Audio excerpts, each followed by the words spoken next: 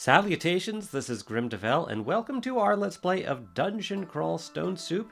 We are still playing version 0.29, and after our last run as a Vine Stalker Brigand of Wujian, specifically one that wielded a distortion weapon, I threw out there a question on my channel about what to do next, and I was kind of thinking about maybe doing a challenge run next, doing species that I've never won with, that's traditionally a little more difficult. And I got some recommendations. And one of those recommendations is to play as a Meteoran, which I also maybe threw out there as a gulp. I kind of don't want to play a Meteoran, but maybe. So the reason I don't really want to play a Meteoran is because a Meteoran, if you don't know, a Meteoran was added in this, I think in this version, 0.29. They're the newest stable species here. You can see it's a celestial being fallen to Earth, brilliant and fearsome, but with little time before darkness stuffs them out. So a Meteoran plays differently from every other Dungeon Crawl Stone Soup species. And the reason is that, so whenever you play the game, there is a Zot clock. It's hidden unless you specifically enter the key commands to see how much time is left on your Zot clock. The Zot clock is something that the devs added to kind of prevent people from cheesing certain time-based mechanics in the game and just letting tons of time pass. So basically, in an ordinary game, you don't really need to think about the Zot clock. You're never going to get close to running out of time on the Zot clock. The Meteoran, you will. The Meteoran, it is a race against the Zot clock. It is 1/10 of the time of a regular Zot clock. And when you hit the end of the Zot clock, your scope, your field of vision lessens as you get closer to hitting it. And once you hit it, your maximum hit points, I think, permanently starts dropping. It's really bad. You don't want that to happen. If you know me, if you know my channel, you know that I really hate time pressure. This is a little different because it's turn-based time pressure, where you don't, it's not like real-time time pressure. I still get to stop and think and deliberate about what I'm going to be doing. Still, I'm going to play as a Meteoran, and I'm very, very confident that we are going to fail. We may fail several times. I'm not sure exactly how many times I might throw a Meteoran into the fire here, but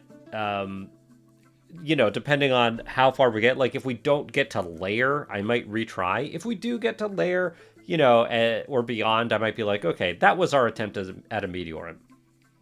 But I do want to try it because I do play a lot better when I'm playing on my channel than I do on my own, because I talk through things and I deliberate.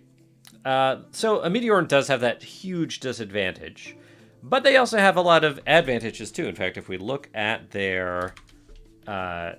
I'll just scroll down here. I don't use my mouse in this game a lot, but the Meteoran's aptitudes are incredibly high. Tons of willpower, big experience bonus, more than any other species. Yes, more than any other species because they need it. Because you're going to be racing through the game and not fighting a lot of enemies. Everything's really high. Invocation's super high. Stealth is the only thing that's really bad. Because the Meteorans glow and can't turn invisible. They cannot. Also, good fighting aptitude, all good weapon aptitudes, and good spellcasting aptitudes. Really, just spellcasting itself is a +2. Really fantastic. So, the recommended species backgrounds for the Meteoran are interesting. I think the reason it gives Earth Elementalist as a suggestion is because the Earth Elementalist starts with Pass Wall. And if you can pass through... So you got to be really deliberate about how many steps you're taking in the game. And with Pass Wall, you can just oh, I know I'm going to have to take a lot of steps to walk all around this weird dungeon layout. I can just walk right through the wall. And that's a really strong spell to start with when you're trying to conserve your steps.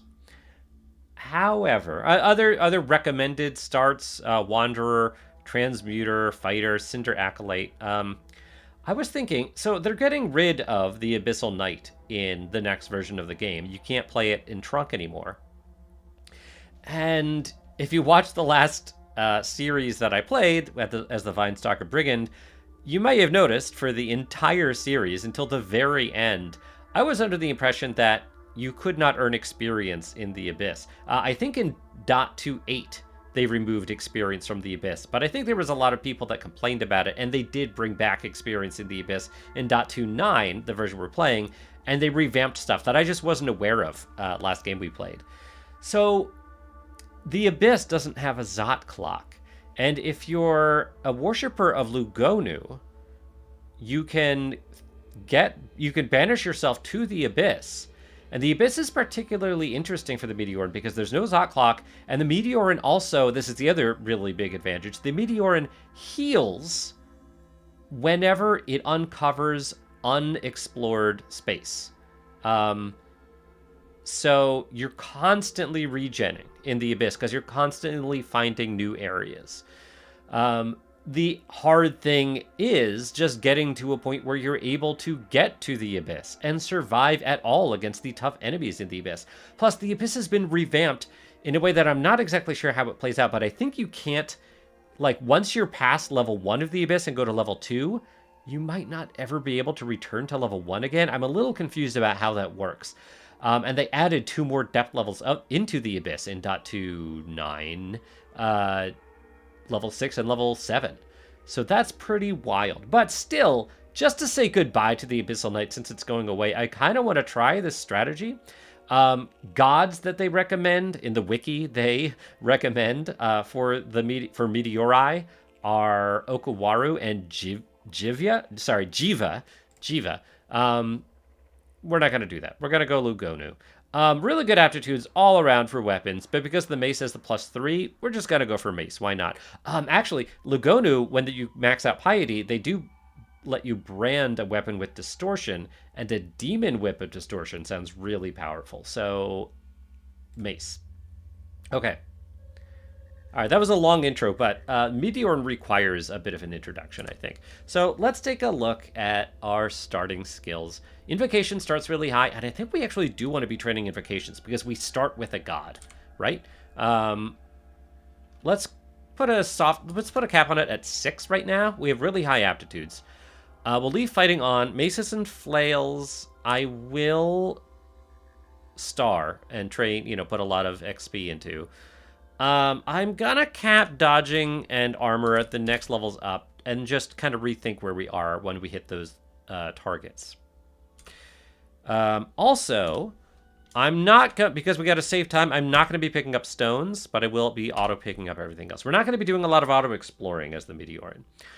There are not a lot of items in the Abyss, and we cannot survive against anything at level 1 in the Abyss. So we're just going to go straight out. But you can see we start as a Abyssal Knight. We start as a Meteoran of Lugonu. We can already depart the Abyss using a little bit of piety. We can also bend space around ourselves, which might come in useful. It's like a blink ability. And it doesn't cost any piety, just a magic point and some health. That's it. And the failure level will go down as we train invocations. Okay. The Meteoran also gets passive dungeon mapping, like the Deep Dwarf used to get before they removed the Deep Dwarf, which helps you see where you've explored and where you haven't.